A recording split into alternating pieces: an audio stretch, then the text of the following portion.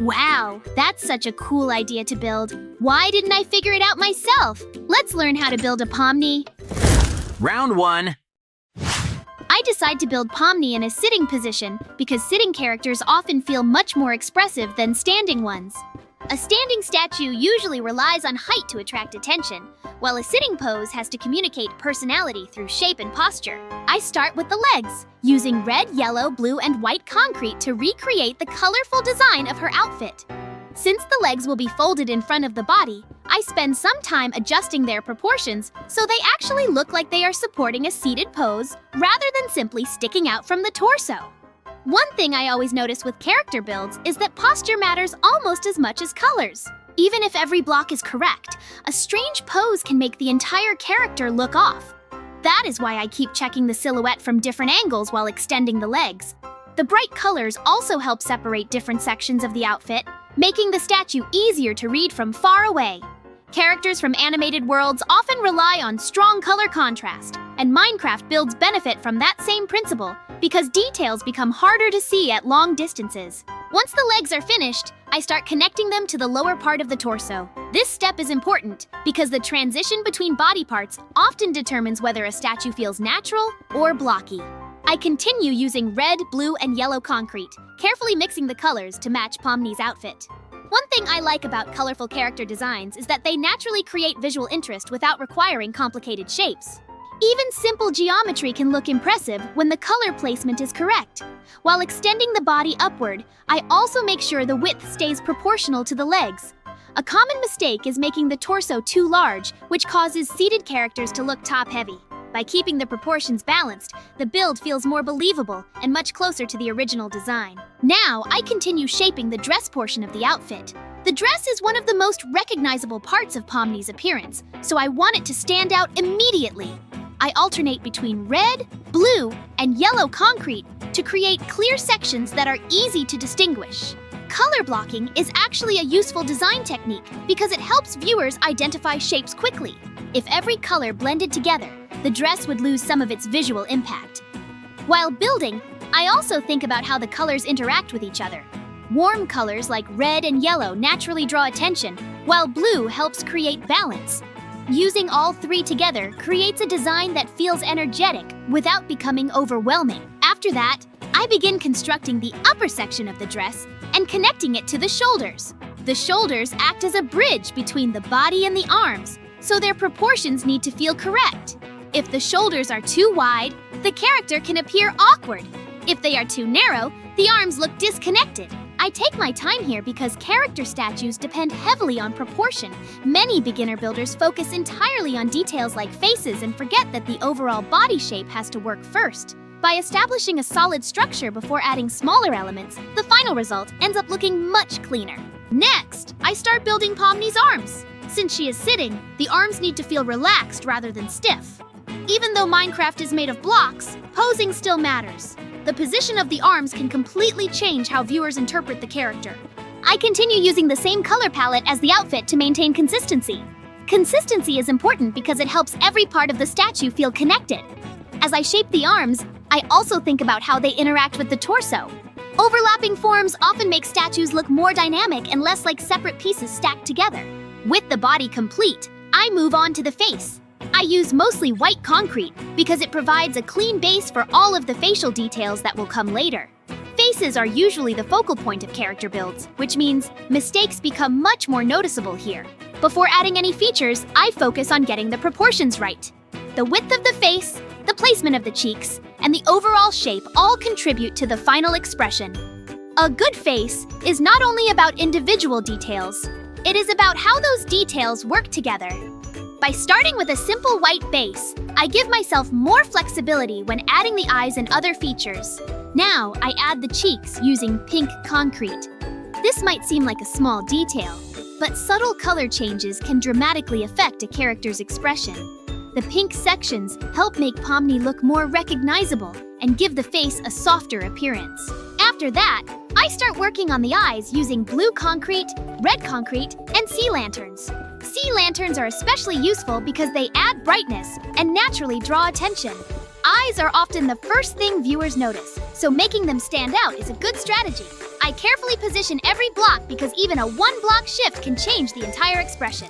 Once the eyes are finished, I build the tears using blue glass. Transparent blocks work very well for effects like tears because they feel lighter than solid blocks. I also add eyelashes using coal slabs. This is one of those situations where choosing the right block matters more than choosing the right color. Slabs create thinner shapes than full blocks, making the eyelashes appear much more delicate. Small details like these often separate an average character build from a memorable one. They may not take many blocks, but they contribute heavily to the overall personality of the statue. Next, I construct the hair using brown concrete. Hair is important because it frames the face and helps direct attention toward the eyes. If the hair shape is wrong, even a well-built face can look strange. I focus on creating a silhouette that remains recognizable from multiple angles. One thing I always consider when building hair is volume. Flat hair often makes a character look unfinished, while slightly thicker sections create a stronger three-dimensional appearance. The brown color also contrasts nicely against the bright outfit and the white face, helping each area stand out clearly. Finally, I begin and complete Pomni's iconic hat.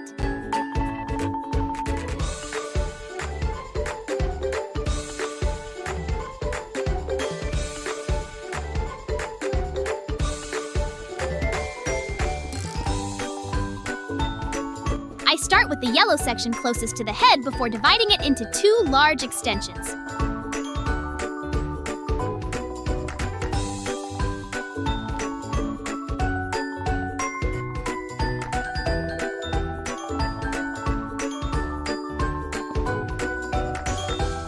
One red,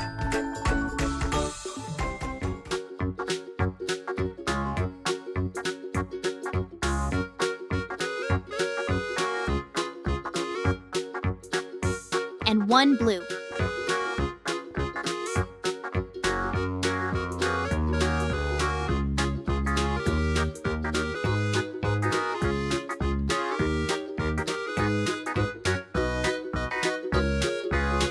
This split design is one of the most recognizable features of the character.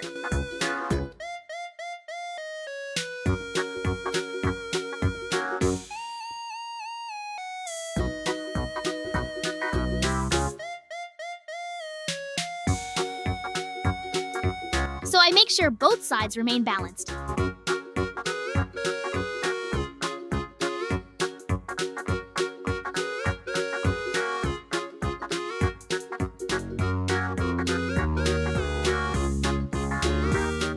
As I extend the colored sections outward, I intentionally angle them in different directions.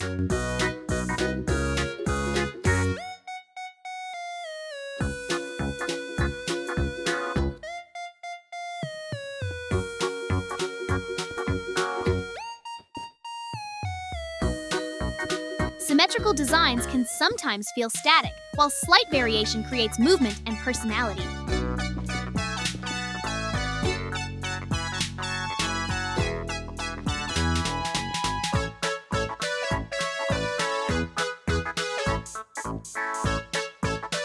By the way, here's an interesting fact for you. The clown hat appeared not as a separate traditional object, but as part of a comic costume.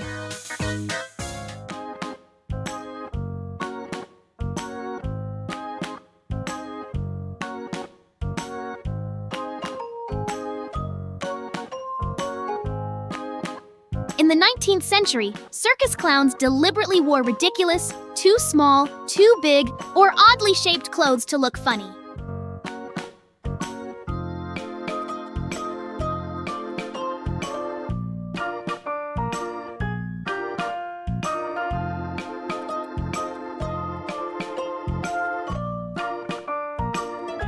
Hats were also made into caricatures: tall, wrinkled, tiny top hats, or bright caps.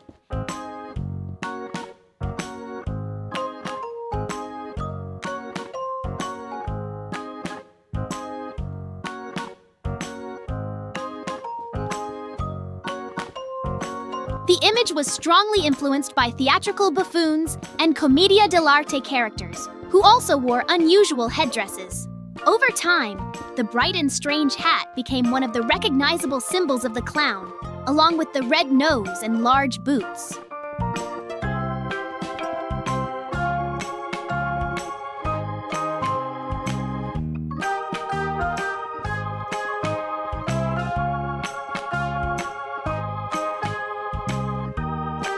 the ends, I add yellow pom-poms that help finish the silhouette and provide a visual endpoint for each extension.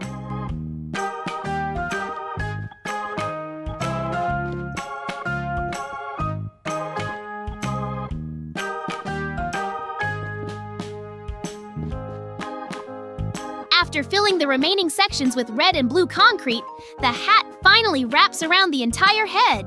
With that final detail in place, the statue immediately becomes recognizable as Pomni, and the colorful design ties every part of the build together into a single cohesive character.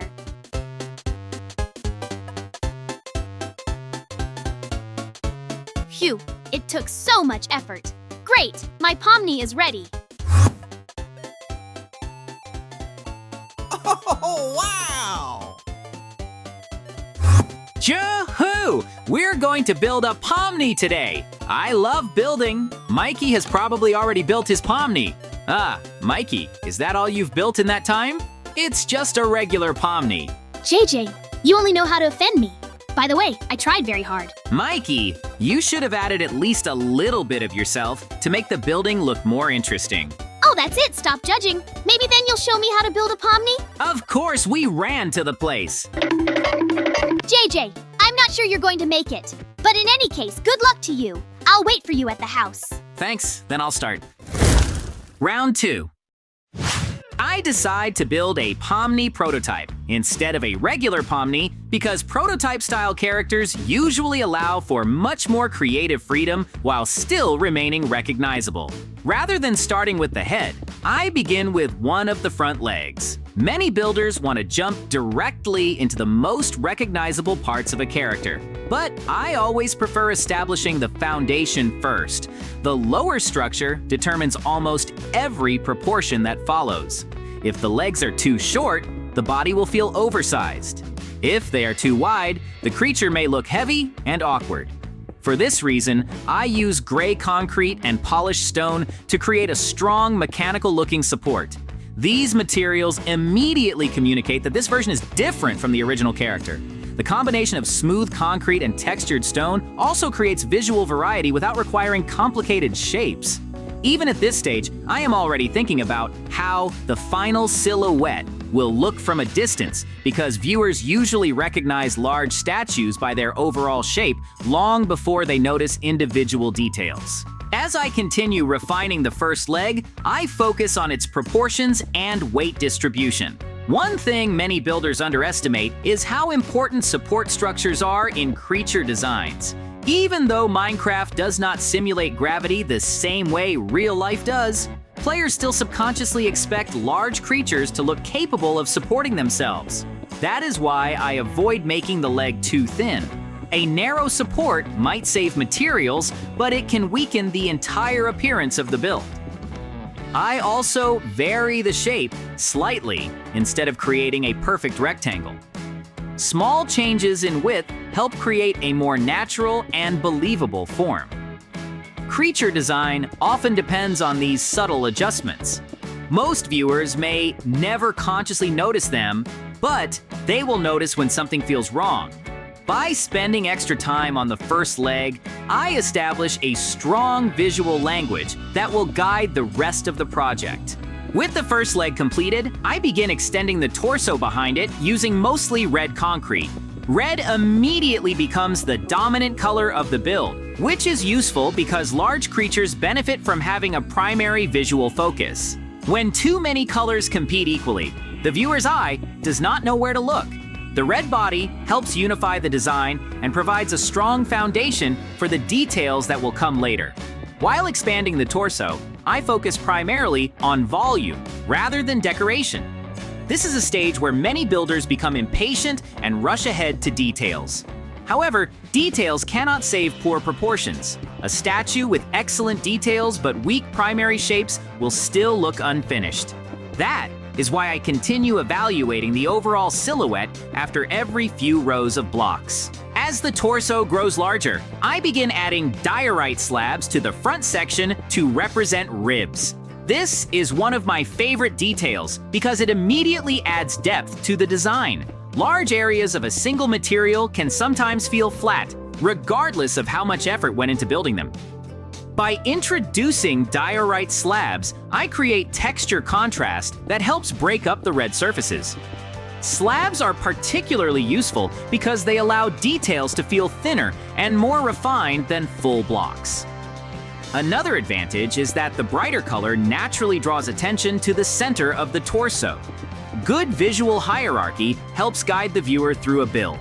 Instead of looking at everything at once, the eye naturally moves from one focal point to another. While working on the ribs, I spend some time considering how exposed structures affect the overall design. Mechanical and prototype-themed characters often benefit from visible internal elements because they create the impression that the viewer is seeing part of the creature's construction. That feeling of unfinished complexity is one of the reasons prototype designs can be so visually interesting. I carefully position the diorite slabs so they remain visible from multiple angles. Visibility is important because details that can only be seen from one direction often lose much of their value in large-scale builds. Every addition should contribute to the design from as many viewpoints as possible. Now, I begin constructing the second front leg using the same combination of gray concrete and polished stone. Repetition is one of the most important tools in character building because it creates consistency. When multiple limbs follow the same design language, the creature immediately feels more believable. However, repetition does not mean mindlessly copying shapes. I still examine how the second leg interacts with the body and surrounding space. The distance between supports affects the balance of the entire statue. Even moving a leg by a single block can dramatically change how stable a creature appears. This is why I constantly step back and view the build from farther away instead of judging everything from close range. As I finish the second front leg, I evaluate the overall stance of the creature. Stance is something many builders overlook, but it has a huge impact on personality. A narrow stance can make a creature seem cautious or fragile. A wider stance often creates a stronger and more confident appearance. Since this is a prototype version, I want it to feel powerful and slightly intimidating. The front supports therefore need to communicate strength before viewers even notice the face. Good character design often begins long before facial features are added. With the front section complete, I return to the torso and begin filling some of the remaining gaps. Empty spaces are not automatically bad. In fact, negative space can be one of the most useful design tools available.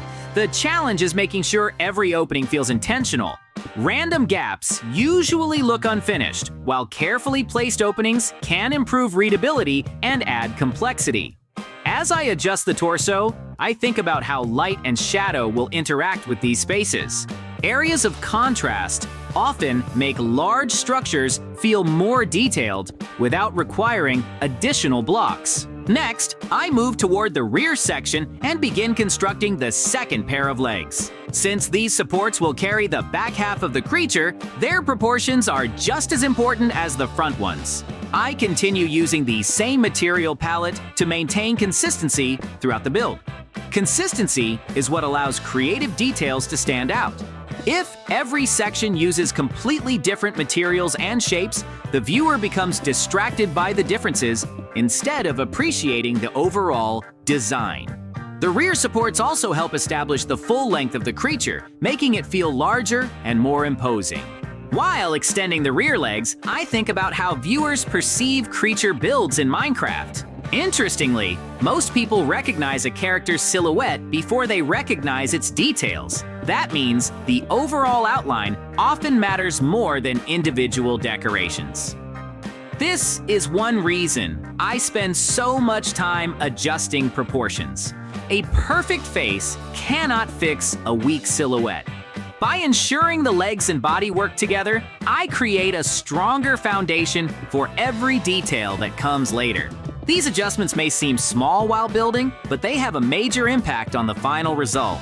Now, I begin expanding the upper torso using light blue concrete, additional red concrete, yellow blocks, and quartz. Introducing new colors at this stage helps create visual hierarchy. The lower body already contains a strong red presence, so the lighter colors naturally draw attention upward. This gradual shift encourages viewers to follow the design from the legs toward the head. Guiding attention is an important part of architecture and character building alike. Every section should help lead the eye toward the next focal point rather than competing with it. As the upper body develops, I use quartz strategically to highlight important areas. Quartz is one of my favorite materials for character statues because it creates clean, bright accents without overwhelming surrounding colors. Bright blocks naturally attract attention, making them excellent tools for emphasis. I also pay close attention to transitions between colors. Smooth transitions help different sections feel connected, while abrupt changes can make the build appear fragmented. Even highly stylized characters benefit from visual cohesion.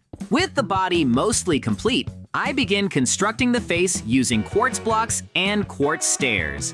The face is usually the most recognizable part of any character, which means precision becomes especially important here. I use stairs because they allow me to create subtle depth changes that would be impossible with full blocks alone.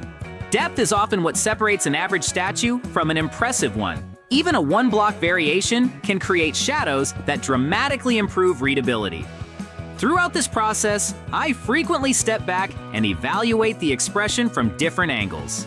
Behind the facial structure, I fill the remaining space with black concrete. Dark backgrounds are extremely useful because they help lighter details stand out more clearly.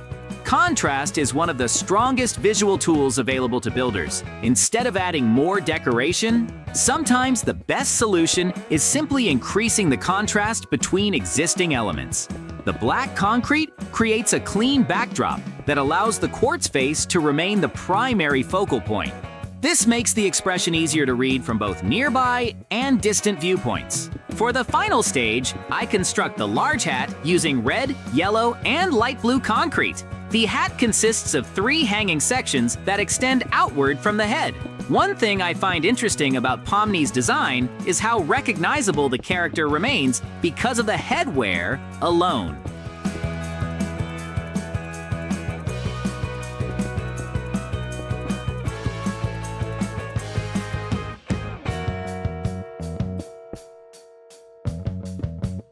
Strong silhouettes are often the hallmark of memorable character design.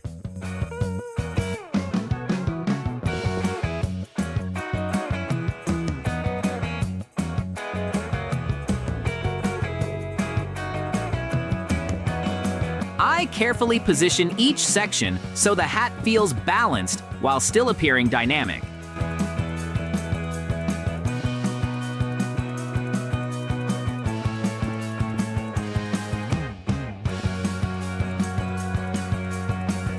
At the ends, I place gold blocks to create clear visual endpoints.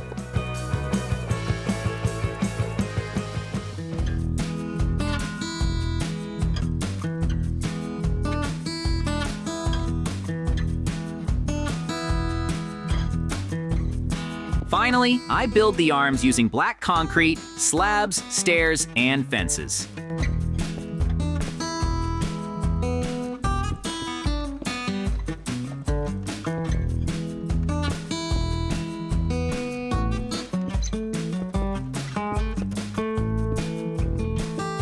Mixing multiple block types allows the limbs to feel much more detailed than simple rectangular shapes.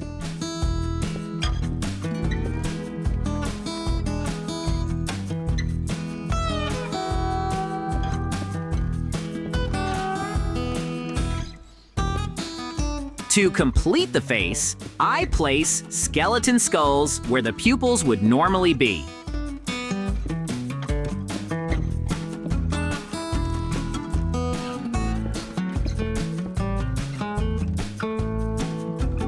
This small detail dramatically changes the personality of the build and reinforces the prototype concept. The finished result feels familiar enough to be recognized instantly, yet unique enough to stand apart from a traditional Pomni statue. Great! My Pomni prototype is ready. It's time for me to show it to the guys. Wow, JJ, you've got such a creepy Pomni prototype. If I saw her in the night, I wouldn't be able to sleep. Thank you, Mikey. I am very glad that you liked my building. Well, I think it's time for us to finish. Yes, JJ, you're right. Subscribe and like. Bye-bye.